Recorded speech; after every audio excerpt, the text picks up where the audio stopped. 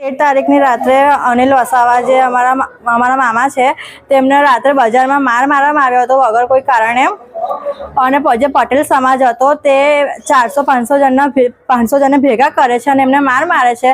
અને એક તો એ લોકો ખોટું કર્યા બાદ પણ એમના પર એમની FIR લખાવે છે અને હજુ એ લોકોની ધરપકડ કરવામાં આવી નથી.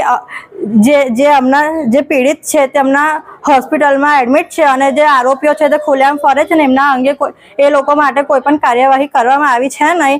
જો આ એક દિવસમાં છે ને કાર્યવાહી નહીં થાય તો અમે રસ્તા રોક આંદોલન કરીશું. બસ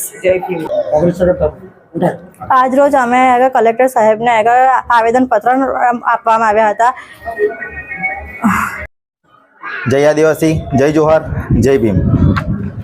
તારીખ 13/1/2025ના રોજ ડભોઈ તાલુકાના કારવણ ગામમાં જે આદિવાસી યુવકને જે ખૂબ જ ગંભીર રીતે પટેલ સમાજ દ્વારા ઢોર મારવામાં આવેલો છે.